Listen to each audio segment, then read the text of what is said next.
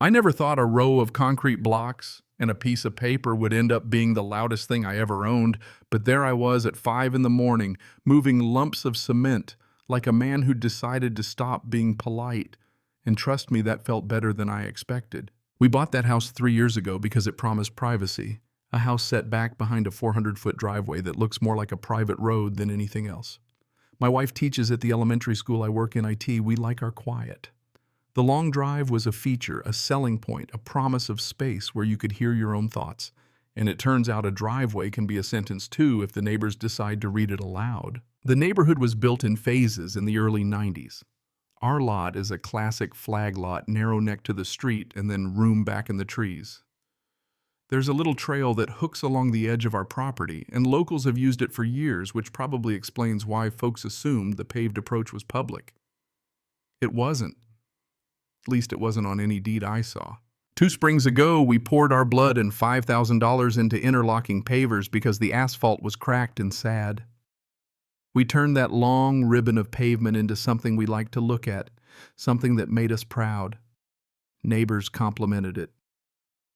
Then one rainy April evening, I pulled up and couldn't get into my own driveway. 3 SUVs were parked across the mouth like a blockade, and a shiny factory-made metal sign proclaimed overflow guest parking authorized by neighborhood association. I stared at that sign until the rain made lines down my cheeks and I realized I was the joke. A neighbor 2 houses down waved like it was the greatest civic improvement since the stop sign. The woman told me how the association had fixed the parking problem for big events. She'd used it herself. It's community space, she said, as if deeds were optional. I called the association president the next morning thinking this was a misunderstanding. She answered like she'd practiced being dismissive and told me the board had voted to use the available paved area for guests. When I asked what legal basis they had, she laughed and said I should review my deed. She promised everything had been done properly and suggested I think about community benefits. If you have legal concerns, hire an attorney, she said, and the line went cold. So I did what sensible people do when the polite route feels like shouting into a hurricane. I read the quiet documents. Our deed was clear. The driveway ran from the street to our house. The recorded easement was for underground utilities along one edge, nothing about parking or public use. The survey at the county clerk's office confirmed it. The trail had its own easement along the property edge. The paved access belonged to our lot. The association had no papers to back their claim. They had a sign. I asked for the association's records and they asked me to submit a formal request. Meanwhile, their solution to crowd parking looked exactly like me coming home in the dark and carrying groceries in the rain because strangers had claimed my property. Then it escalated faster than I liked. They hired some kid to marshal cars at the entrance. I started seeing oil stains on my pavers.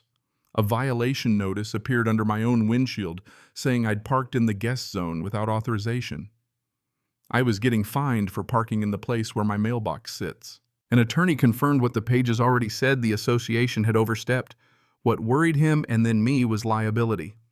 By directing traffic onto my land, the board was inviting accidents and damages they could be on the hook for. He drafted a cease and desist and talked injunctions and damages, but legal routes are slow and expensive. Bureaucracy moves at the pace of pens drying. The annual spring gathering was 3 days away, and that's when I decided to be dramatic, and deliberate. I rented 4 massive concrete barriers and a small forklift, and I had a sign made that could give their sign a run for its money. My replacement read, "Private property, unauthorized vehicles, subject to storage fees of $500 per hour. By parking here, you agree to these terms. All vehicles currently on premises, subject to immediate removal or storage fees." At 4 in the morning, there's a clarity to the world that you don't get during the day. The air is honest. The street lights are watchful. I placed the barriers 6 inches inside my property line so there could be no argument about jurisdiction. I set them across the entrance and flipped my sign in place. For good measure, I left everything neat and professional looking because there's dignity in presentation even when you're making a point. Cars arrived, hesitated, and left. Then the calls started, the president furious, threatening to call the police. I said, "Fine, please do." And when the patrol cars arrived, I handed over the deed and certified surveys like a magician revealing his trick. The officer read it, talked quietly with his partner, and then told the association president what I already knew: This was a civil matter. He couldn't compel me to remove barriers on my own property. That's the twist, the universe handing me a small, very human ally in the form of a neutral cop who read a deed and said, "Not our problem." The board's plan depended on everyone assuming authority without checking the fine print, and when an actual authority looked at paper rather than posture, the shell rusted. Word spreads fast when the street heats up. People who thought they'd be clever parking in what they considered guest spots found themselves blocked in. One guy got loud and threatened to move the barriers himself.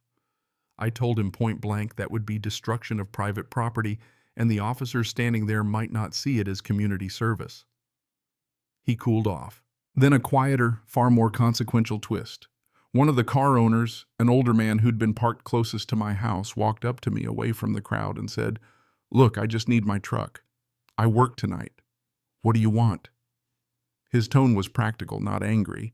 He offered to pay whatever fee I asked just to get his vehicle. That moment forced the president to realize she'd turned neighbors into adversaries and that the optics of towing or fines would be ugly.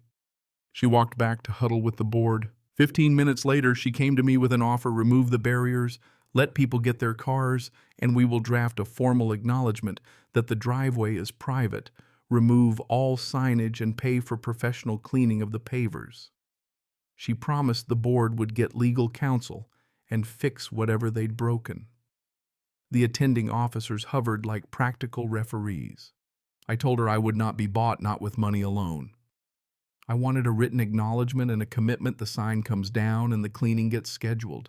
Their attorney worked faster than I expected. Either panic makes paperwork move or embarrassment does.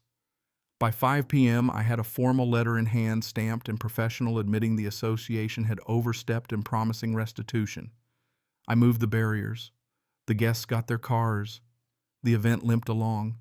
The cleaning crew came a few days later and spent an entire day power washing the driveway until the pavers looked new again. I used the payout not to gloat, but to lock the door literally. I installed an iron gate with a keypad. Now guests who are supposed to park in my driveway do so because I invited them. The association president resigned weeks later. Rumors say legal costs and damaged reputation made the post untenable. The new board added a rule: any decision affecting private property needs owner consent and legal review. The neighborhood got, if not perfect, then at least a better set of rules. There's a lesson in this that doesn't come wrapped in triumphal music or a victory lap. It's quieter and a little uncomfortable. Rights only matter if you can prove them, and sometimes people who sit in positions of community assume power by habit more than by law. You can be reasonable, you can be polite, and you can still be ignored. Sometimes the only language bureaucracy understands is consequence. Would I do it again? Maybe I'd try one more polite route before hauling concrete at dawn, maybe, but I'm not sure that would have worked. The board had dug in. We can debate whether my barriers were dramatic or petty, legal or theatrical, but the result was clear: a private driveway is just that, private. And when the neighborhood tried to rewrite the map with a sign and a smile, the map fought back. So tell me, when neighborhood authority oversteps and people's lives are inconvenienced, do you think dramatic action like this is justified, or did I cross a line you wouldn't cross? Drop a comment, share a story, tell me if you stood up and how it went. I want to hear if anyone else had to move concrete to make a point.